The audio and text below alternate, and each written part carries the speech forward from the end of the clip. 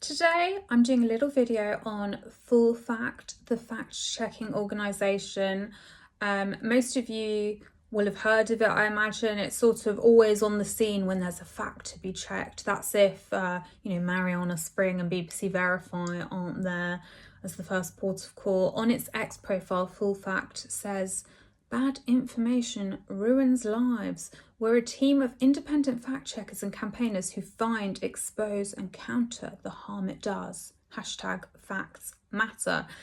Now, what kind of information is ruining lives? I mean, I don't know what full fact exactly means by that, but I'll give you an example of the kind of disinformation that it seeks to counter. So on Friday, it ticked off Richard Tice, who's the Reform UK deputy leader, of course, and it wrote, "Reform UK deputy leader Richard Tice claimed this Labour government has allowed the biggest influx of migrants in British history.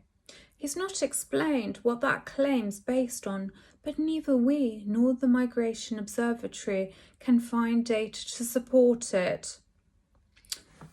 I'm not really going to get into the whole whether I'm not going to fact check the fact checkers. I kind of think that it's a bit like Rome is burning, and we've had over 1,000, mostly men, they look all like men, enter on small boats, and most of us are just thinking, this looks a bit dangerous, especially as most of them are from war zones and countries where women have no rights. But I wonder what the fact checkers think about Richard Tice's claim. Anyway, this is not my point. I just want to leave all that aside. I just want to say, I don't even care what Full Fact thinks. Why are we meant to care? Who even is Full Fact? Well, I started looking into some of the people behind it and their expertise. And to give you an example, these are the people who think they can arbitrate truth. One of their fact checkers, and I'm sorry to single her out, but her experience before joining Full Fact was that she wrote news and features for UniLad. It's a kind of young person's magazine about laddie things, UniLad.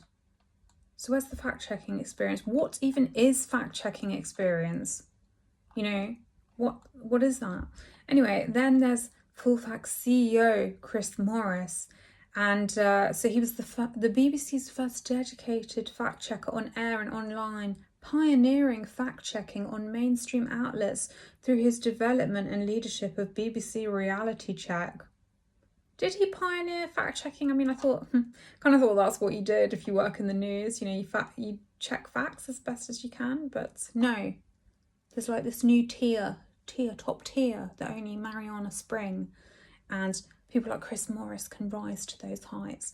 Anyway, and also Chris Morris, he, in addition to his busy times deciding what's truth or not, he sits on the Commission into Countering Online Conspiracies in Schools.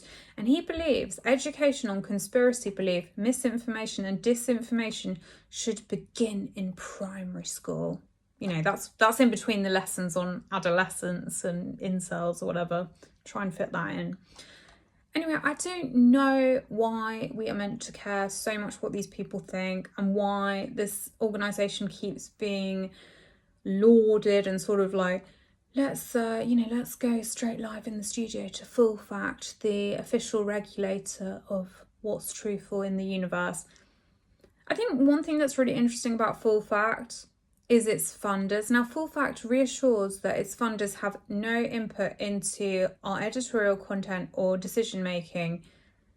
But why are they so into fact checking? I mean, Tides, Google.org charitable giving fund, that gives Full Fact over £500,000 for 2023. Meta, Facebook, gave Full Fact £373,510. Then you've got the Quakers in there. The Quakers, they always show up. They're very reliable like that. You've got Joseph Rowntree Charitable Trust, £60,000 for core funding in 2023. John Ellerman Foundation, that comes up a lot in my when I'm researching. There's even the Gill Family Foundation, and I would like to clarify that is not my Gill family. £22,000 in core funding, and there's just quite a lot of names. I've done an article on this. It's quite an expensive business telling Reform MPs that they're in the wrong.